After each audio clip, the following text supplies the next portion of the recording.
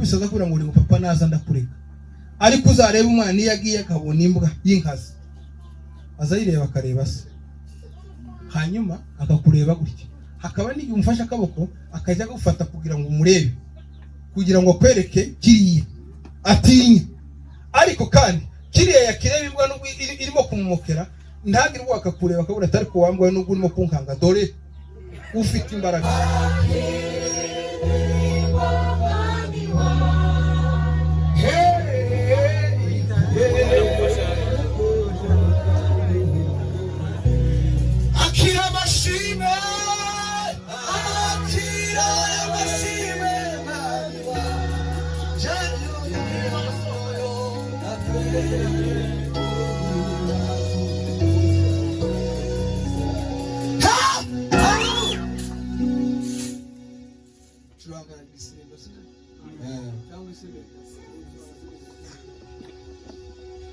Ntabwo dutwara umwanya, sinkoresha umunota igeze n'ijoro.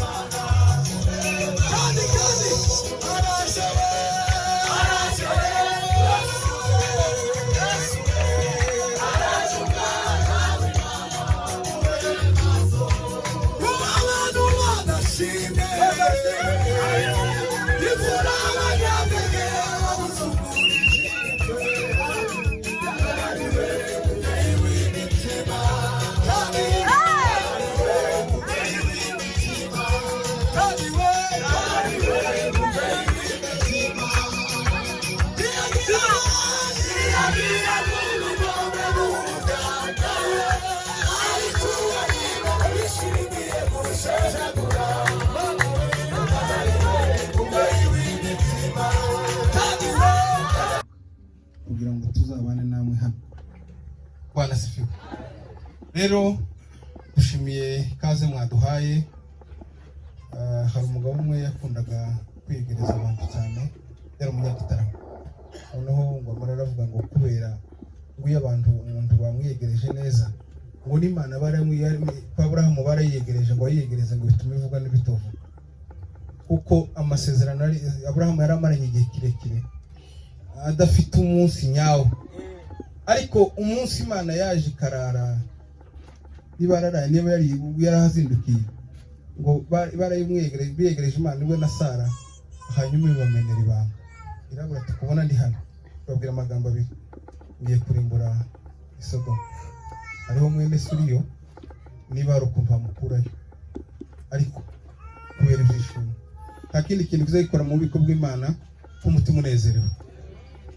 Rero turishimiye cyane ko twageze hano iwanyu, twari tubakumbuye. Urukumbuzi ni urukundo umuntu aza akunda abo batari kumwe.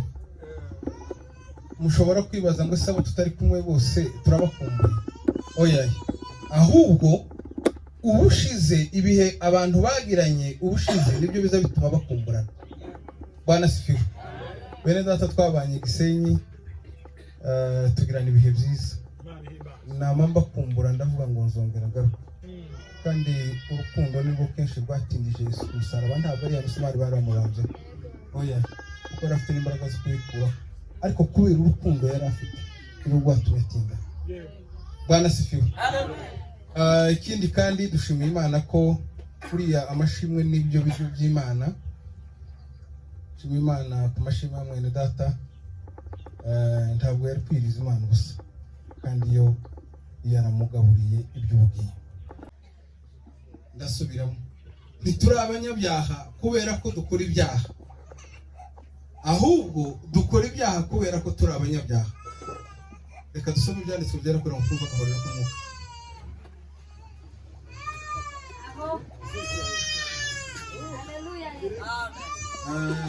Abantu bazi gusoma Ikinyarwanda neza, somera mu gitabo cy'Abaroma ibice 7 umurongo wa 14 kugeza ku 17. Umuntu uzi gusoma Ikinyarwanda neza. Abaroma ibice 7 umurongo wa 14 kugeza ku murongo wa 17.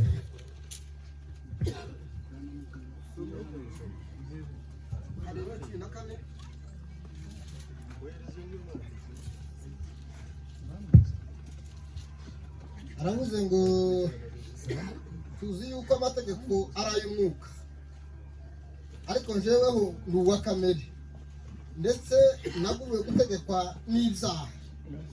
Sinzi ibyo nkora, kuko ibyo nshaka atari byo nkora, ahubwo ibyo nanga akaba ari byo nkora. Amen. Komeza 17. Ariko ubwo nkora ibyo ndashaka, nemera ko amategeko ari meza. 17. Nuko rero noneho sinje kuba kibikora, ahubwo n'icyaha kimbamo. Amen. Amen. Subiramo. Murongo wa 14:7 Abaroma, tuzi yuko amategeko ari ay'umwuka, ariko njyewe ndi uwa kamere, ndetse naguriwe gutegekwa n'ibyaha. Naguriwe gutegekwa n'ibyaha. Sinzi ibyo nkora, kuko ibyo nshaka atari byo nkora, ahubwo ibyo nanga akaba ari byo nkora. 16. Ariko ubwo nkora ibyo ndashaka, nemera ko amategeko ari meza. 17. Nuko rero noneho sinje kuba kibikora, ahubwo n'icyaha kimbamo. Amen.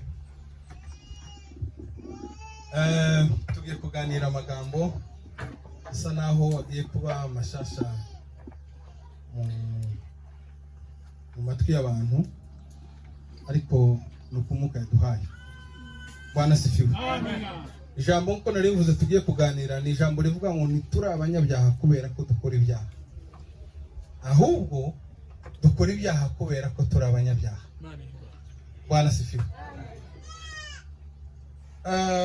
icyaha ntawakibonera ibisobanuro, ariko cyagize inkomoko muri cyo. Se wacyo ari we Rusoferi waje guhinduka Satani, kuko mu ijuru niho icyaha cyatangiriye gukorerwa mbere yuko kiza mu isi. Kugira ngo abantu bumve neza ibintu uko biba bimeze, ntubona iyi Bibiliya izingiyemo ibintu, nta kintu cyose kitagira inzego. Kugira ngo usobanukirwe Bibiliya neza, ni uko ubanza kumenya Imana n'ubutatu bw'Imana. Imana Data, Imana Mwana n'Imana Mwuka Wera. Icya kabiri, ukamenya ubutatu bwa Satani. Satani ubwayo n'abadayimoni n'umuhanuzi w'ibinyoma. Bwana sifiwe. Icya gatatu, ukamenya ibyaremwe. Icya kane, ukamenya abaremwe. Icya gatanu, ukamenya abavutse. Aha niho hazingiyemo ibintu byose. Ariko umugambi w'Imana kuri ibyo byose usumba kure ibi ngibi ku mwana w'umuntu. Imana niwe se wa twese, akaba ari na se wa Yesu Kristo. Bwana sifiwe. Ni nayo bajyaga inama. Uvuye kuri Yesu, undi wakurikiragaho ni Satani, kuko Bibiliya zivuga ngo yarushaga abandi icyubahiro n'ubwiza. Hanyuma ibindi byose by'ibiremwa byari munsi ye. Noneho Satani kubera kutanyurwa n'icyo, avuga ko atazaba mu nama y'Imana n'umwana wayo, atangira kwishyira hejuru. Bwana sifiwe. Noneho aravuga ati ngomba gushakisha ukuntu iyi ntebe yanjye nizamura nkayigeza hariya, nkazamenya amakuru abera mu nama y'agakiza. Bwana sifiwe. Hanyuma atangira kugenda abwira abamarayika ari baje guhinduka abadayimoni, ababwira ukuntu Imana ari nyagitugu, itazayihanganirwa, itazivumera. Bwana sifiwe. Imana rero igenda imwigisha ko agomba kunyurwa n'uko ari ikiremwa, kandi ko nta na rimwe ikiremwa gishobora guhinduka umurimo. Bwana sifiwe. Satani ntiyihanganirwa. Kuriya Imana yaragorogoje kubera ko ari urukundo kugeza umutaye mu isi. Bwana sifiwe. Nigeze kwibaza umunsi umwe ndi gutekereza aya magambo, ndetse impamvu zituma ibi bigaragaza duhura nabyo Satani akomeza kutugerageza. Nta kuntu Imana ishobora gufata ikamubabarira, hanyuma tukazabaho muri Edenisha nta kibazo gihari. Umwuka aza kunyongora ijambo, arambwira ngo ntabwo twakwigisha Imana imbabazi ngo kuko niyo se wazo. Bwana sifiwe.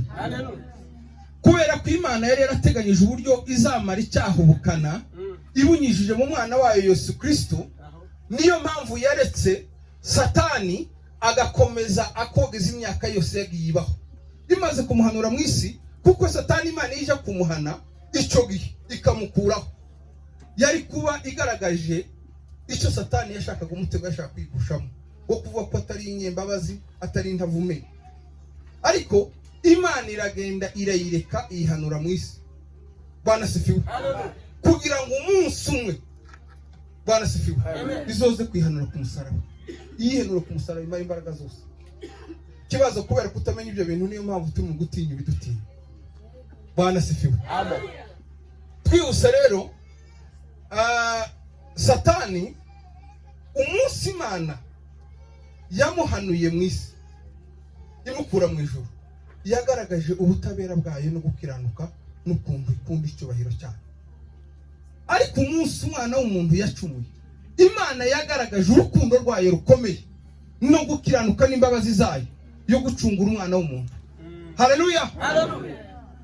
Satani rero Adamu amaze kuza, Imana narivuze ko Adamu yararemwe na Eva, hanyuma twebwe turabavutse. Bwana sifiwe. Ariko kubera ko twavutse tuvutse mu maraso ya Adamu, tuvukana kwa gukiranirwa. Niyo mpamvu ibyaha dukora suko tuba turi abanyabyaha, ahubwo nuko tubikora kugira ngo tube abanyabyaha, ahubwo kubera ko tuvukana kiriya cyaha cy'inkomoko. Ibyo dukora biba biri ingaruka z'ibyo abasogokuruza ba mbere dukomokaho badukoreye. Bwana sifiwe. Satani amaze kugerageza Adamu na Eva mu ngobyi ya Edeni, yaraje ababwira amagambo abiri. kandi satani yaje kugaragaza ntabwo yaje wa munsi ngo ababwire ngo niki Imana yababujije. Oya, Imana satani azaza gahoro gahoro akabungarira ibitekerezo, kuko urugamba kenshi rw'ibyaha cyangwa se n'iby'umwuka byose biterwa mu bitekerezo. Niyo umuntu arutsindirwa ni naho kandi arutsindira, kuko icyagutwaye cyose cyatwaye intekerezo nawe kiba cyagutwaye. Bwana sifiwe. Araje yirije bati mwiriwe yatego amakuru yawe ati mumeze mute hano? Ati tumeze neza. Harya Imana yavuze ati yaratubwiye ngo duhaye ibintu byose za hano mu isi, ariko sibye kuko urubuto umunsi twaruri uzatumenyesha ikibi n'icyiza. Icya kabiri, umunsi twaruri no gufata uzapfa. Bwana sifiwe. Ubundi ikosa Eva yakoze nuko yemereye satani bakaje impaka. Tushobora kuja impaka na satani kuko akurusha imbaraga, kuko amaze imyaka irenga 2000 bikora mu myitozo, kandi Ameli yakoresheje ashuka Adamu na Eva, niyo nanuba gakoreka. Bwana sifiwe. Hanyuma aramubwira ngo gupfaho timuzapfa. Bwana sifiwe. Imana yarikibabisha, ariko aya maso yanyu azomenya ikibi n'icyiza. Bwana sifiwe. Bamaze gucumura, ikintu cya mbere cyahumutse, hahumutse amaso, ahita abona kwiheba, ahita abona ibiteye isoni n'ubwayike bwabo ibyo bari bakoze, kubera ko amaso y'ubwiza bw'Imana yaramaze kubavayo. Hahumuka yangaye muri kariti, kandi aya maso tuzatubona n'aya matwi iwacu muri kariti, nta kindi kintu azabona no kwiheba n'amagambo rucantege. Ariko iyo watumbiriye ayo Imana yaguhaye, uzureba ibihishwe biri mu bihishwe bityo, hanyuma ntutinye ibi bintu biraha, ibigonzo se n'amakorosi n'ibitoya, ariko iyo wamenye ko ugomba kubona icyo wasezeranijwe hari, tuzubiha imbaraga. Bwana sifiwe. Imana rero imaze kumenya gutyo, satani araza aramuhana. Ikintu cya mbere yakoze, yabwiye satani aramubwira ngo kubera ko washituye umuntu, kuva uyu munsi shize urwango hagati yawe n'uyu muntu. Ubundi urwango Imana yashize hagati y'umuntu na satani ni Yesu Kristo. Bwana sifiwe. Urwango Imana yashize hagati y'umuntu na satani ni Yesu Kristo. Ntabwo ari urunguru abantu maze mutongana gato hanyuma mukongera mukabana. Ni ukuvuga ngo iyo uvuye mu bwami bwa satani ukaza mu bwami bw'Imana, automatique uhituba umwanzi wa satani. Siko bimeze? Nicyo. Noneho satani ngo amare kumenya icyo kintu, kuva icyo gihe kugeza n'uyu munsi nicyo akirwanya. Nicyo, kuko nta bwami buza bwirwanya. Bwana sifiwe. Iyo uri hari umugabo twari duturanye yakundaga gusetsa abantu bakavuga ngo we n'imboga za shitani. Ati ikibazo ngo mugira abaporo tuza twese tugaforogana inzoga hano, mwarangiza mukaja mu kanisa, mwarangiza ngo abana barwaye, ngo abagore barwaye, ngo amatungo yapfuye. Ati je ndipoga za shitani. Nta munsi n'umwe satani azikanga ko navuye hano, mwe muravanga. Sawa. Bwana sifiwe. Rero satani nta kindi azahiga n'ubugingo, ntabwo ari yirukarakara, imvura izigwa rukanyerera rugashi, izuba ryava rigahinduka umukungu, ariko ikintu satani azakurikira n'ubugingo. Bwana sifiwe. No gushukana kubera ubwoba, buriya uburozi nikise no kugurana ibitazashiruka, bigurana ibintu by'akanya gato. Nicyo nta kindi, niyo definition y'uburozi. Bazaguhendesha utuntu twa hano gatoya ukagurana umurago utazabura, ari bwo bugingo. Bwana sifiwe. Rero satani Imana imaze kumubwira ko uzava mu ruzaro rw'umugore, yavuze mu ruzaro rwa Adamu, yaravuze ngo uzava mu ruzaro rw'uyu mugore, uwo yavugaga ni Yesu Kristo. Azaguhondagura nawe uzombuka mu gatsintsino y'amabibi. Abwira Adamu na Eva arabati kubera ko mwanze kudusabana, rero kugira ngo tuzongere duhure namwe nuko bizaza biba uko byanyuze mu gitambo cy'amaraso. Bwana sifiwe. Hanyuma ibwira Adamu na Eva irababwira ngo abana muzobyara, kubera ko mwibujije heza mwari muri, muzaza mubabwira ngo bazaza batamba ibitambo menywe n'amaraso, nk'ikimenyetso cya Mesiya uzaza akaza kubacungura. Kuva mu itangiriro kugera muri Maraki nisho byasobanura. Ariko twebwe icyo bisobanura ni ukuvuga ngo twe turimo kwiga Kristo waje akadupfira ku musaraba akadutura akazaba azagaruka kuza kudutwara ngo tuzimane nawe ingoma y'imyaka 1000. Bwana sifiwe. Hanyuma abantu benshi baza bitiranya ibintu. Gahini icyo yakoraga mu by'ukuri uramu umupira w'amaguru y'umuntu akina, uyo wakiniye mu myitozo ushobora gutsinda ibitego 1000 ariko ntabwo wahemba kubera ko wakiniye hanze y'ikibuga. Siko bimeze. Pipi birandi bashobora kuguhemba. Ariko iyo wakiniye muri match n'amarushanwa, Gahini rero mu by'ukuri nta kintu kibi yakoze. Yarahingaga agafata ibintu by'imyamibwa. Bwana sifiwe. Akaba ari byo agafata akabizana, akaba ari byo guturira Imana. Ariko agashaka gutsindishirizwa n'imirimo ye. Niyo mpamvu umwotsi wagazamumera nka kurya kw'igihu cy'ahantu ho mu kabande. Aho twari dutuye ku Ndondo cyageze kibaho n'umuci tigishi.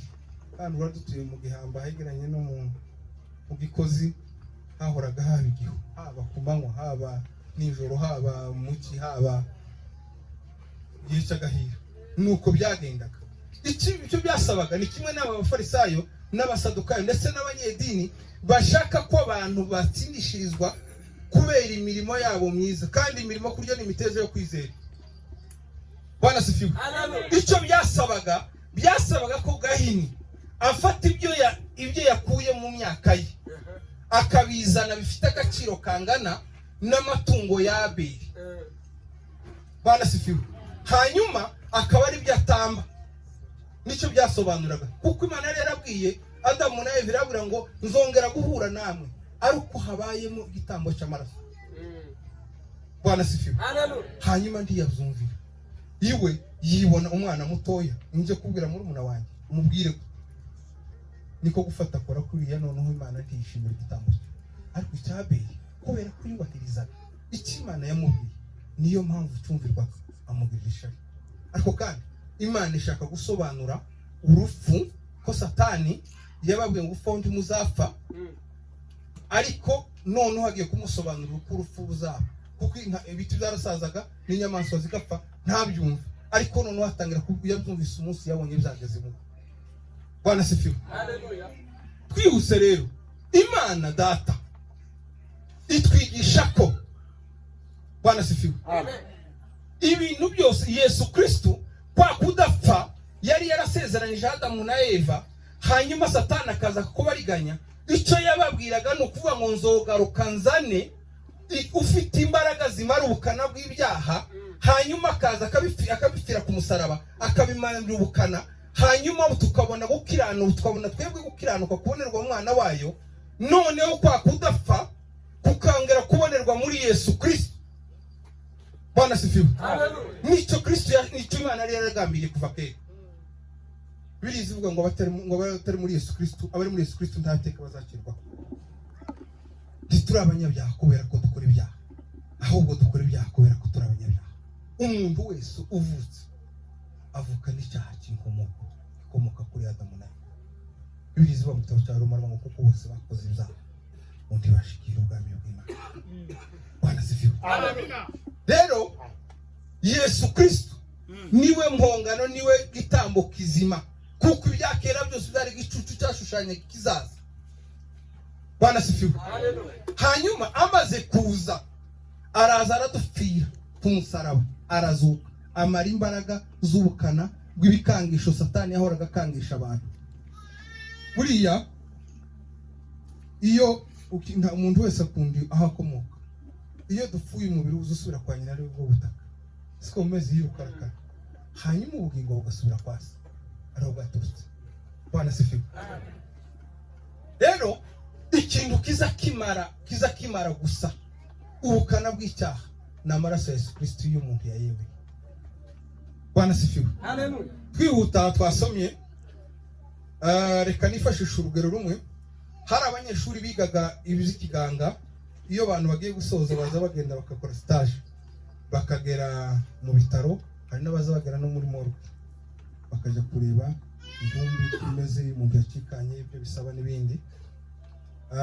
noneho umwarimu ajyana abanyeshuri ngo agereyo asanga intumbi riryamye ku meza, arababwira ngo se buri wese navuga ukuntu yabibonye. Uwa mbere yaravuze ngo karabona yerurutse, uwa kabiri aravuga ngo karabona iryamye ngo kandi itabyuka, uwa gatatu aravuga ngo impamvu itabyuka ngo nuko nta myitozo ikora, uwa kane aravuga ngo tugerageje kwibutsa twayikubaganya ngo ngere ikabyuka.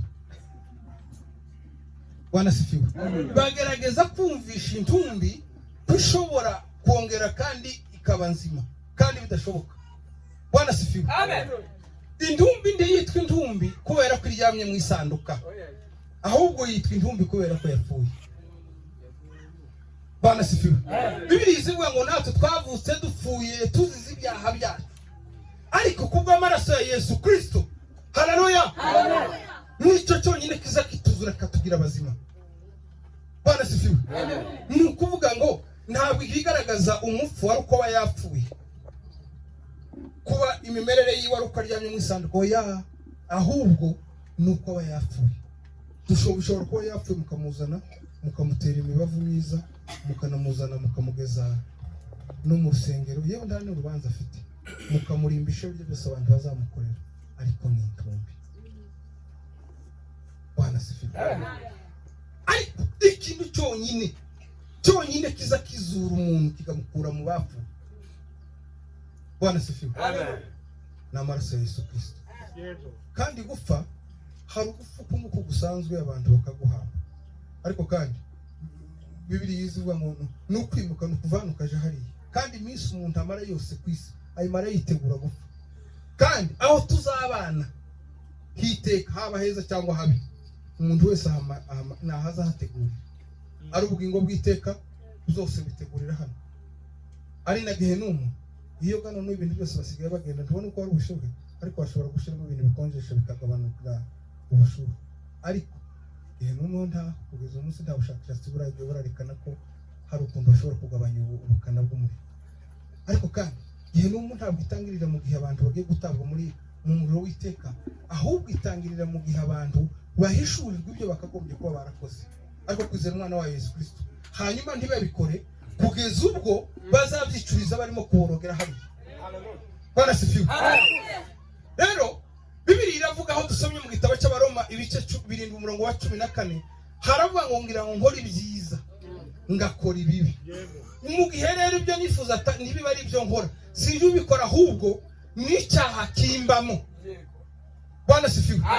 Rero kubera ko atari njyewe icyaha kimbamo, ni ukuvuga ngo nta bubasha habe n'ubwo nogira imbaraga zimeze gute, nta bubasha mfite bwo gufata ngo neshe icyaha, habe n'ubwo ufata umwanya mutoya ukavuga ngo ndirinda sincumuye, ntabwo bikugira umukiranutsi. Gusa icyo bikugira ni kimwe gusa, biragufata gusa nuko witwararitse akanya gato. Ariko iyo wamaze kwinjira muri Yesu Kristo, akaba ari ugutsindishiriza, ubundi gutsindishirizwa ni nko kubaraho ibitego utatsinze. Urugero mbaha umuntu, Imana izisobanurira umuntu ibikwiranye bijyanye n'ibiyakuriyemo. Inka iyo yabyaye, uzarebe iyo ari iburiza bitaramenyera insobe ifite ubuyuhe. Iyo wibeshaga kenshi, umugabo uzi kwitoza neza yageze ayiturukaho inyana yaturutse. Niba inyana yaturutse ibumoso, ntabwo washoboraga kuyisobe kwiturutse iburyo, yaragusimbukaga. Ariko byasabaga gufata inyana ukayizana iburyo, hanyuma noneho akaba ariyo ukajya kuyimenyereza insobe ko igihe ihinduka ikabona inyana yayo. Siko byagendaga.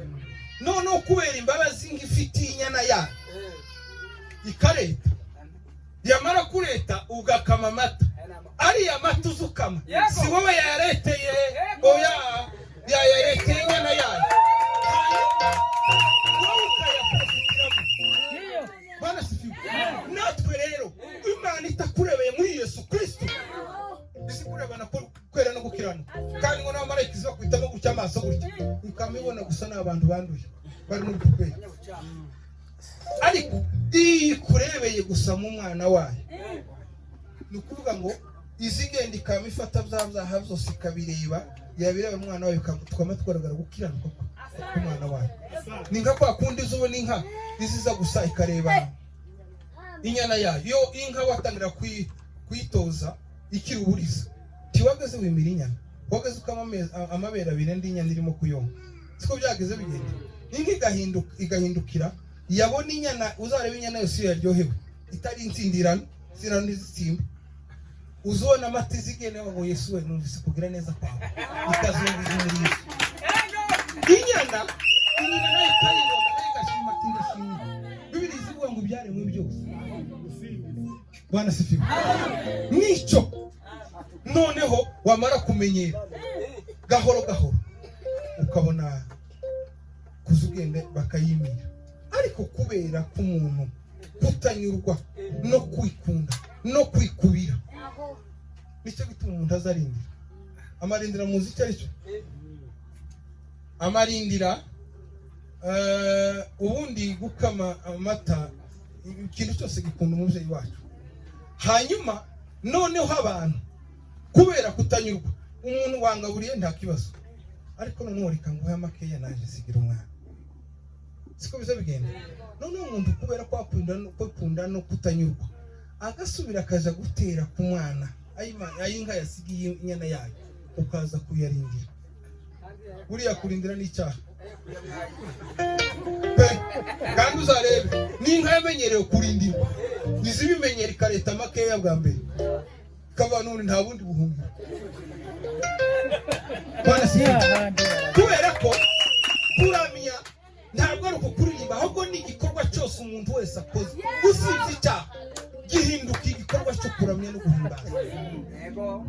Bwana sifiwe. Uzarebe burya neza no gusangira na bagenzi bawe ntubacure burya urimo kurama, kuko Imana nizira mu mutima. Wohisha umuntu ariko nushaka guhisha Imana neza, uzahishe mu mutima. Imana ipima bwa nyuma, ikizamini cya nyuma yapimiye kuri ino ni ku nkoko. Ibindi byose gusa sinzi igihe umwana azaterera imbabazi, ariko umwana wese kuva akivuka icyiciro cyose agezemo azatera imbabazi. Siko bimeze. Uzarebe nk'abana, iyo ari umwana w'umukobwa, iyo atangiye kuvuga ngo yogeje amasahani, nyina yagiye mu kazi, ashaka kumurika ko yakuze nanjye nabaye inkumi, umuntu asigira na barumuna banje nta kibazo, uza wumva biguteye ishema. Umwana w'umuhungu mutoya, je nigeze kugira ikibazo kuko ntabwo nakundaga inka cyane.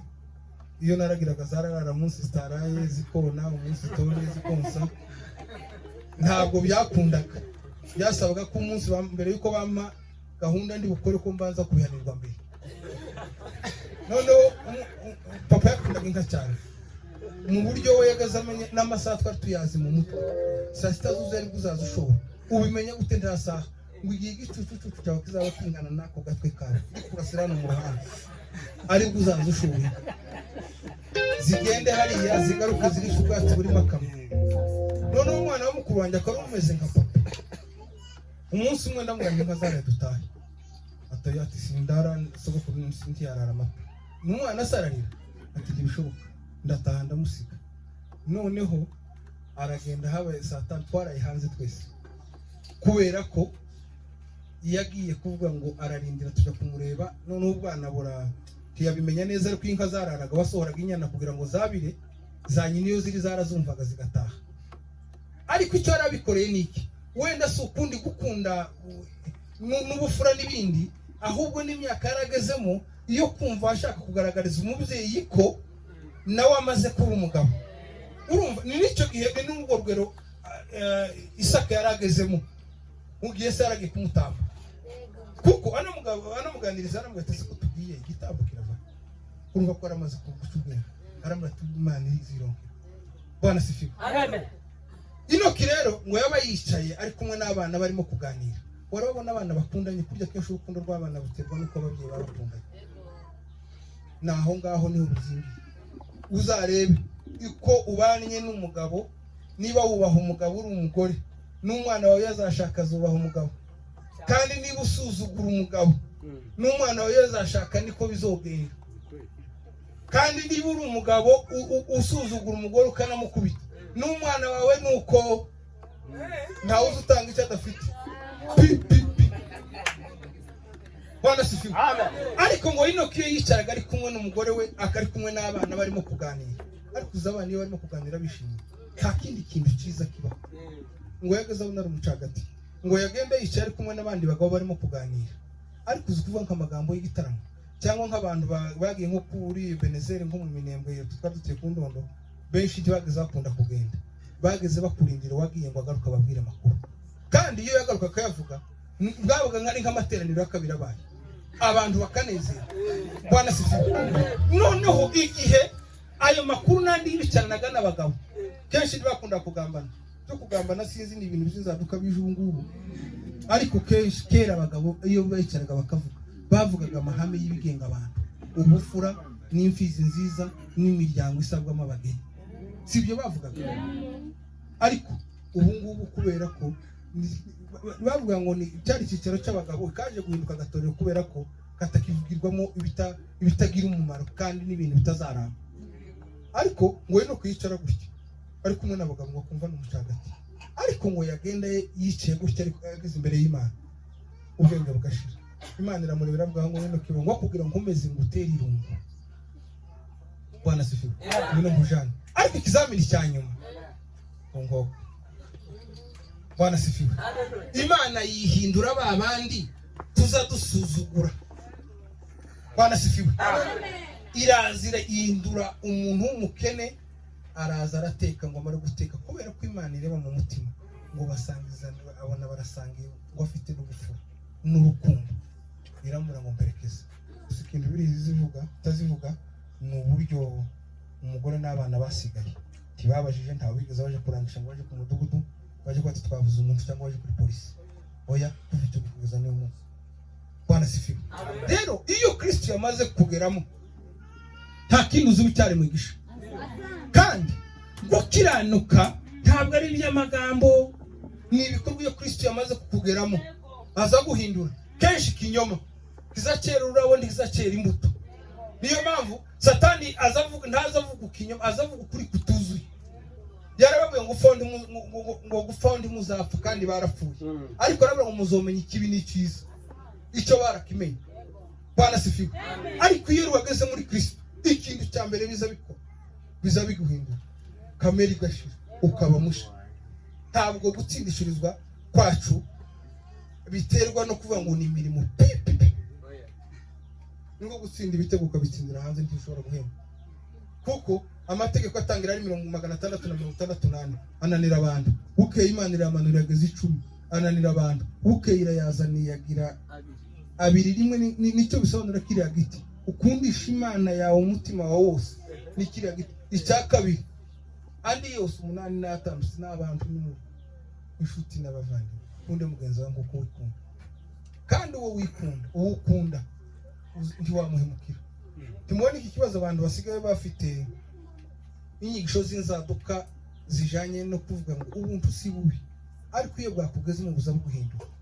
Ariko abantu bari mu gusanga kwa kundi wari wabona nk'intumbi y'ingurube yaboze itwikiriwe n'umutaka, none se wotwikira intumbi y'ingurube irimo kunuka ngo bisiga bitayifata, hari icyo kibona cyo kirimo. Ni kuri uvuga ngo ubuntu Yesu yarabirangije hanyuma ugakomeza ugakora ibyaha. Yego, nicyo bisobanura. Ni nko gufata ikintu kiboze hanyuma warangizwa gitwikira ikintu cyiza ntacyo cyakiranye.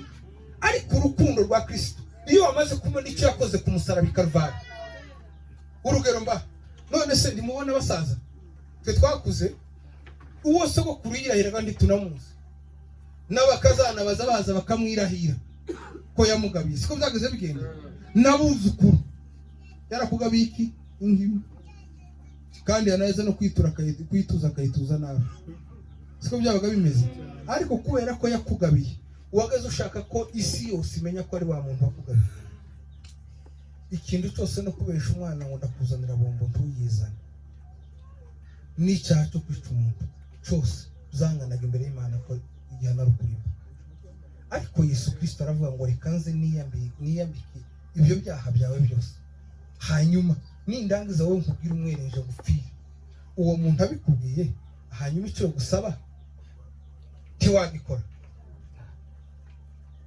Rero iyo wamaze kumenya icyo Yesu Kristo yakoze ku musaraba, nta kindi kintu uzi ukora, uzi umukunda ugahinda. Ntabwo ushobora kugenda ngo uzi ukomeza ujijandikemo, kandi uko ugenda urushaho gutinya icyaha niko kikurushaho imbaraga. Ariko iyo wamaze kugera mu maraso ya Yesu Kristo, uzi ugisuzugura. Urugero, ndabaho urugero rumwe, kandi twese n'abasaza bakuze bageze ahangaha ariko waranyuze mu bwana.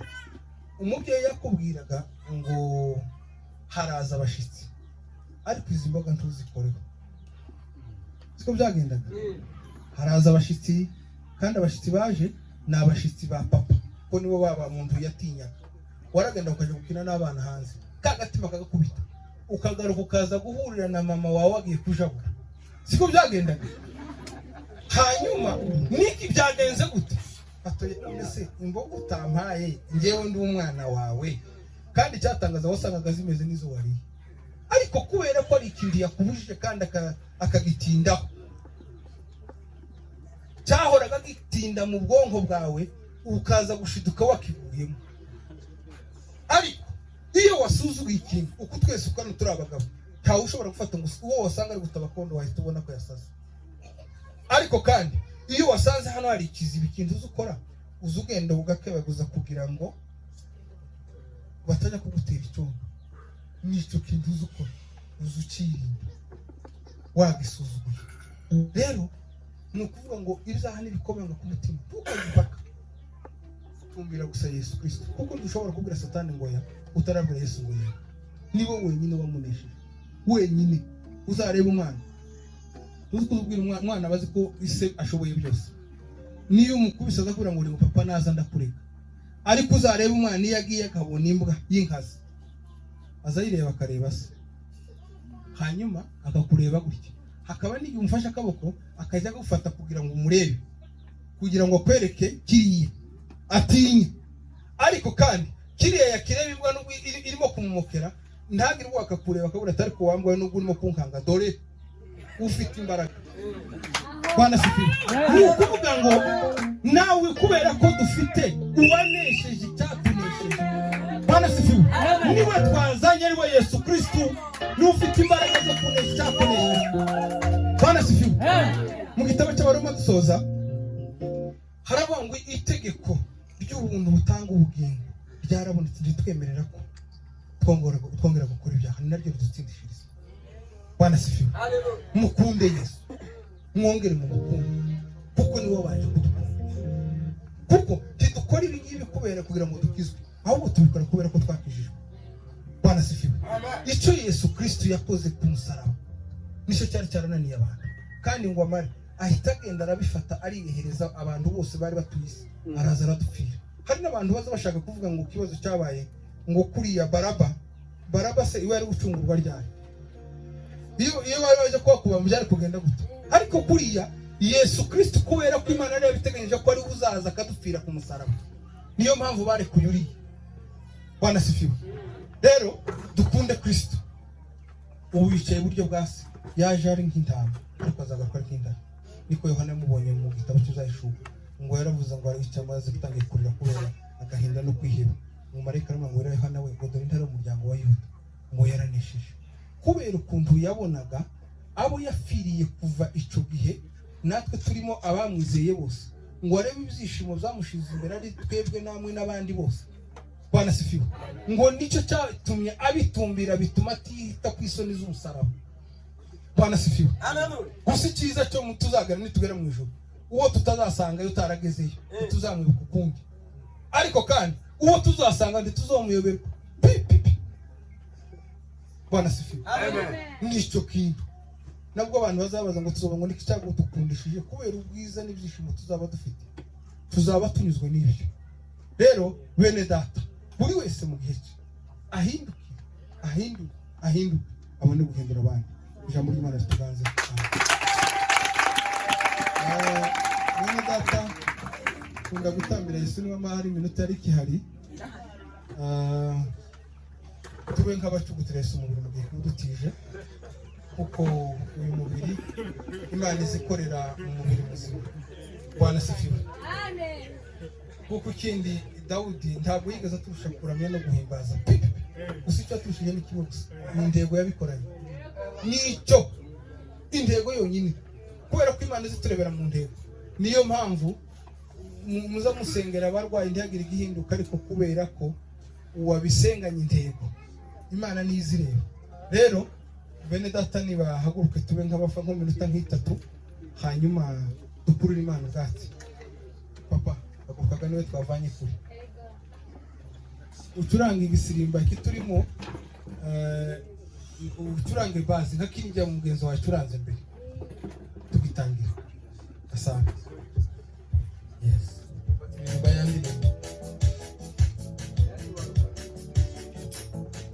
ariyo iziho ipepe ya muntekerezo yari bivuze ngo ndakwikirana yari imbere akiba ukiyaga bari hagati ugatondo kare kare Yesu yurira ugato bashizuhanja